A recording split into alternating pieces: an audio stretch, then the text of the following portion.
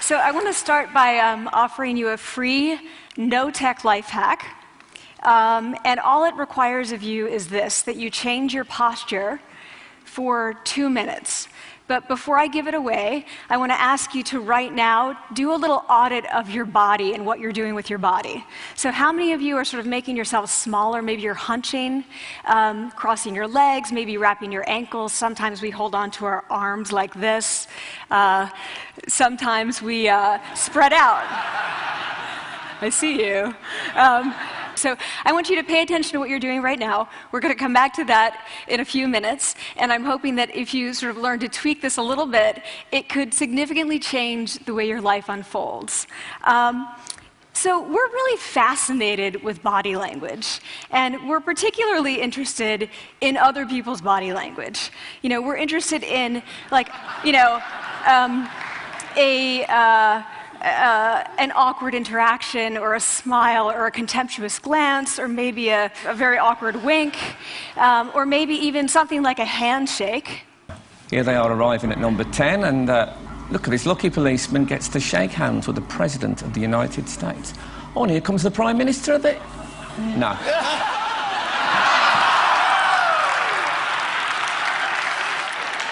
So a handshake, or the lack of a handshake, can have us talking for weeks and weeks and weeks, even the BBC and the New York Times.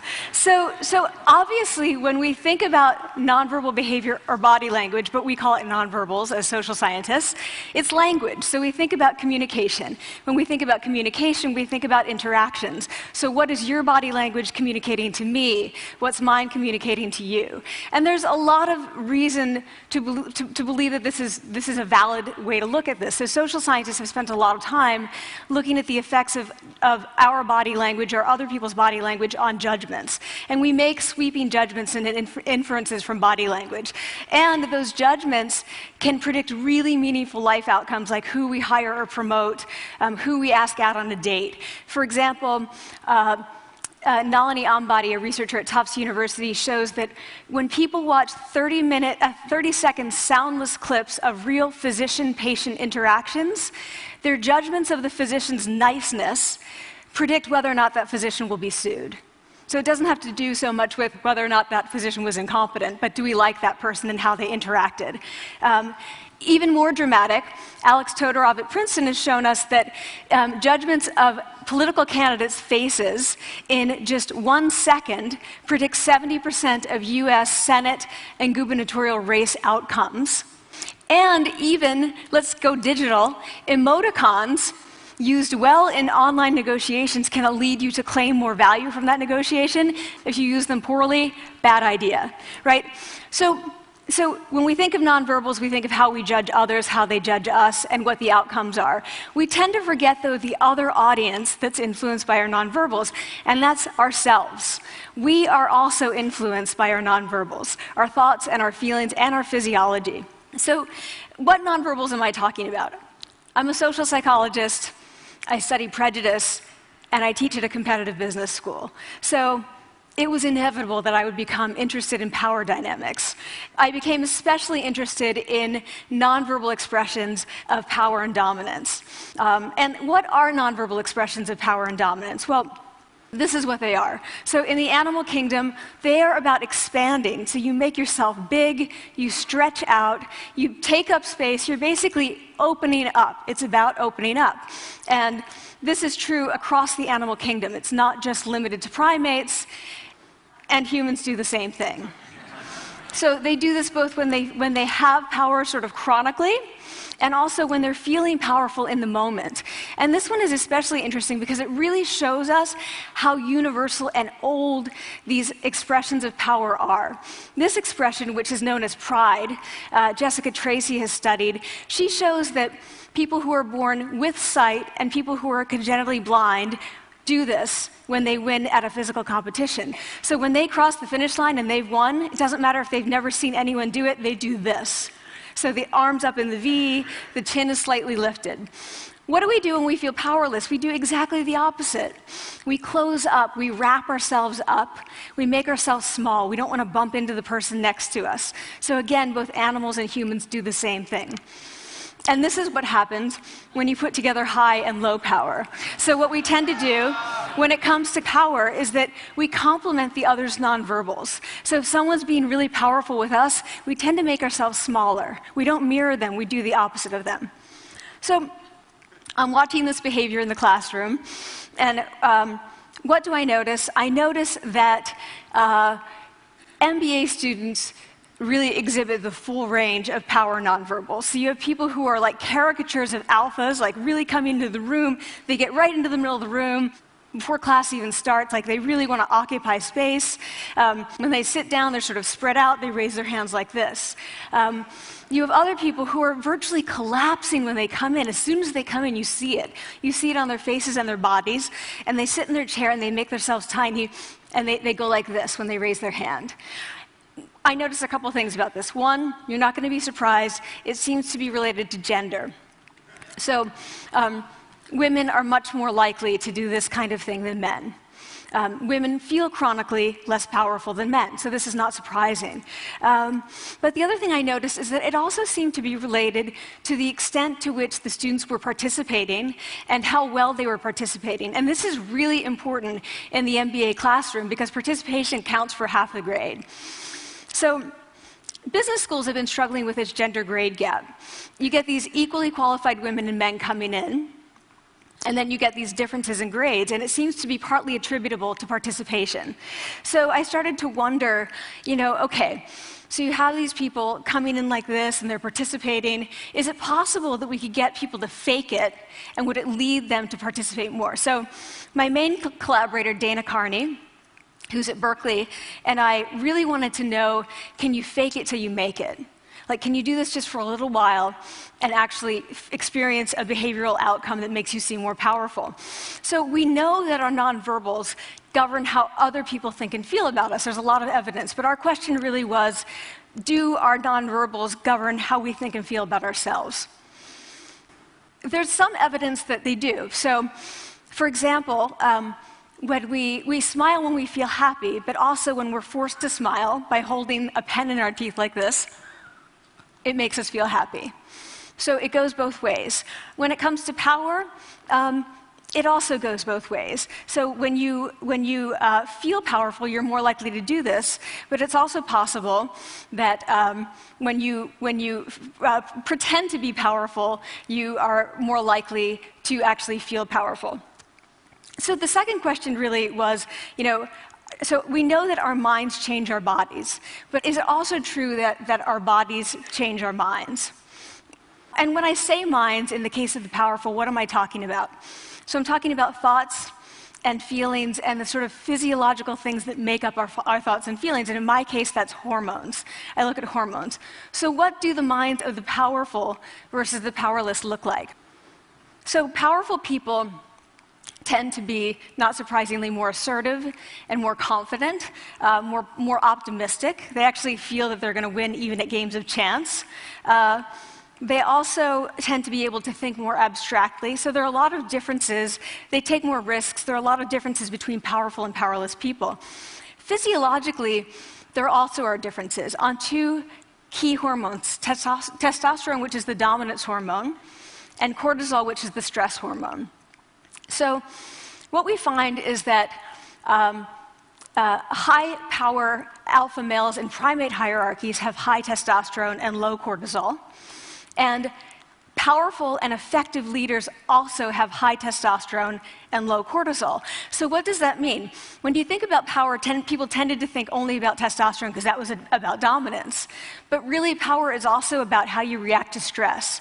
So do you want the high-power leader that's dominant, high on testosterone, but really stress reactive? Probably not, right? You want the person who's powerful and assertive and dominant, but not very stress reactive, the person who's laid back. So we know that in primate hierarchies, if an alpha needs to take over, if an individual needs to take over an alpha role sort of suddenly, within a few days, that individual's testosterone has gone up significantly and his cortisol has dropped significantly. So we have this evidence, both that the body can shape the mind, at least at the facial level, and also that role changes can shape the mind. So what happens, okay, you take a role change, what happens if you do that at a really minimal level, like this tiny manipulation, this tiny intervention? For 2 minutes you say, I want you to stand like this, and it's going to make you feel more powerful. So this is what we did. We decided to bring people into the lab and run a little experiment.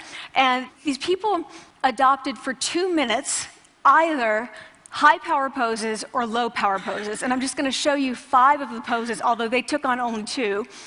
So here's one, a couple more. This one has been dubbed the Wonder Woman by the media. Here are a couple more. So you can be standing or you can be sitting. And here are the low power poses. So you're folding up, you're making yourself small. This one is very low power. When you're touching your neck, you're really kind of protecting yourself. So this is what happens. They come in, they spit into a vial. We, for 2 minutes, say, you need to do this or this. They don't look at pictures of the poses. We don't want to prime them with the concept of power. We want them to be feeling power, right? So 2 minutes they do this. We then ask them, how powerful do you feel on a series of items? And then we give them an opportunity to gamble. And then we take another saliva sample. That's it. That's the whole experiment. So this is what we find. Risk tolerance, which is the gambling. What we find is that when you're in the high power pose condition, 86% of you will gamble. When you're in the low power pose condition, only 60%. And that's a pretty whopping significant difference. Here's what we find on testosterone. From their baseline when they come in, high power people experience about a 20% increase, and low power people experience about a 10% decrease. So again, 2 minutes and you get these changes. Here's what you get on cortisol. High power people experience about a 25% decrease, and the low power people experience about a 15% increase. So 2 minutes lead to these hormonal changes that configure your brain to basically be either assertive, confident, and comfortable, or really stress reactive, and feeling sort of shut down. And we've all had that feeling, right? So it seems that our nonverbals do govern how we think and feel about ourselves. So it's not just others, but it's also ourselves. Also, our bodies change our minds. But the next question, of course, is, can power posing for a few minutes really change your life in meaningful ways? So this is in the lab, it's this little task, it's just a couple of minutes. Where can you actually apply this, which we cared about, of course. And so we think it's really what matters, where you want to use this is evaluative situations, like social threat situations. Where are you being evaluated? Either by your friends, like for teenagers, it's at the lunchroom table. It could be, for some people, it's speaking at a school board meeting. It might be giving a pitch, or giving a talk like this, or doing a job interview. We decided that the one that most people could relate to, because most people had been through, was the job interview. So we published these findings, and the media are all over it, and they say, okay, so this is what you do when you go in for the job interview, right? So we were, of course, horrified and said, oh my God, no, that's not what we meant at all, for numerous reasons. No, don't do that. Again, this is not about you talking to other people, it's you talking to yourself. What do you do before you go into a job interview? You do this. Right? You're sitting down, you're looking at your iPhone or your Android, not trying to leave anyone out. You're looking at your notes, you're hunching up, making yourself small, when really what you should be doing maybe is this, like in the bathroom, right? Do that, find 2 minutes. So that's what we want to test, okay? So we bring people into a lab, and they do either high or low power poses again. They go through a very stressful job interview. It's 5 minutes long. They are being recorded, they're being judged also, and the judges are trained to give no nonverbal feedback. So they look like this. Like, imagine this is the person interviewing you. So for 5 minutes, nothing. And this is worse than being heckled.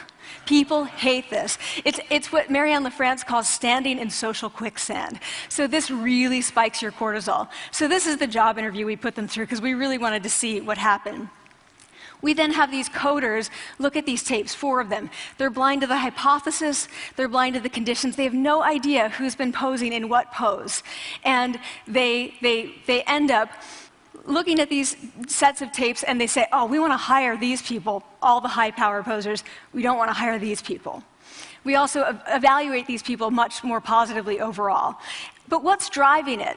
It's not about the content of the speech. It's about the presence that they're bringing to the speech. We also, because we rate them on all these variables related to sort of competence, like how well structured is the speech? How good is it? What are their qualifications? No effect on those things. This is what's affected. These kinds of things. People are bringing their true selves, basically. They're bringing themselves. They bring their ideas, but as themselves, with no, residue over them. So this is what's driving the effect or mediating the effect. So when I tell people about this, that our bodies change our minds and our minds can change our behavior and our behavior can change our outcomes, they say to me, it feels fake, right? So I said fake it till you make it. It's not me. I don't want to get there and then still feel like a fraud. I don't want to feel like an imposter. I don't want to get there only to feel like I'm not supposed to be here. And that really resonated with me because I want to tell you a little story about being an imposter and feeling like I'm not supposed to be here. When I was 19, I was in a really bad car accident. I was thrown out of a car, rolled several times. I was thrown from the car, and I woke up in a head injury rehab ward, and I had been withdrawn from college, and I learned that my IQ had dropped by 2 standard deviations, which was very traumatic.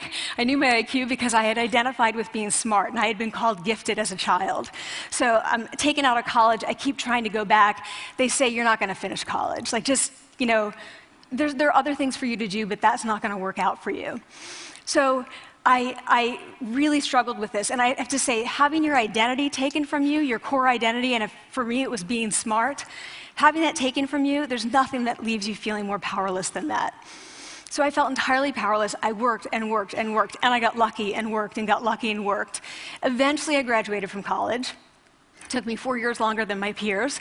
And I convinced someone, my angel advisor, Susan Fisk, to take me on. And so I ended up at Princeton, and I was like, I am not supposed to be here. I am an imposter. And the night before my first year talk, and the first year talk at Princeton is a 20-minute talk to 20 people. That's it. I was so afraid of being found out the next day that I called her and said, I'm quitting. She was like, you are not quitting because I took a gamble on you and you're staying. You're going to stay, and this is what you're going to do. You are going to fake it. You're going to do every talk that you ever get asked to do. You're just going to do it and do it and do it, even if you're terrified and just paralyzed and having an out-of-body experience until you have this moment where you say, oh my gosh, I'm doing it. I have become this. I am actually doing this. So that's what I did. 5 years in grad school. A few years, I'm at Northwestern. I moved to Harvard. I'm at Harvard. I'm not really thinking about it anymore, but for a long time I had been thinking, not supposed to be here, not supposed to be here. So at the end of my first year at Harvard, a student who had not talked in class the entire semester, who I had said, look, you got to participate or else you're going to fail, came into my office. I really didn't know her at all. And she came in totally defeated, and she said, I'm not supposed to be here.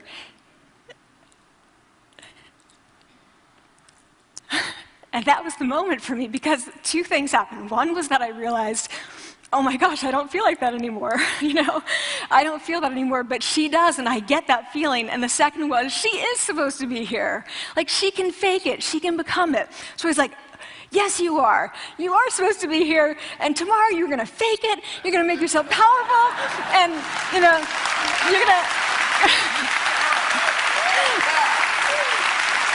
and you're going to go into the classroom, and you are going to give the best comment ever, And she gave the best comment ever. And people turned around, they were like, oh my God, I didn't even notice her sitting there, She comes back to me months later, and I realized that she had not just faked it till she made it, she had actually faked it till she became it.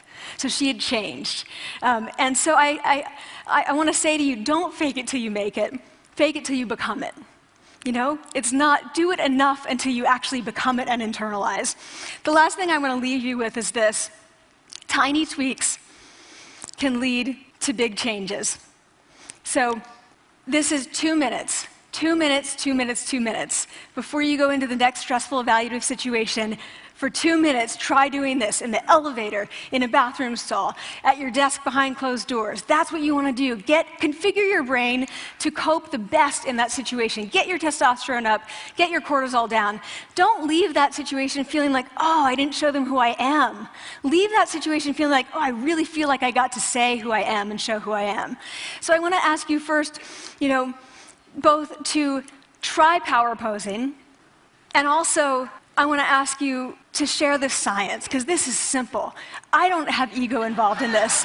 Give it away. Share it with people, because the people who can use it the most are the ones with no resources and no technology and no status and no power. Give it to them, because they can do it in private. They need their bodies, privacy, and 2 minutes, and it can significantly change the outcomes of their life. Thank you.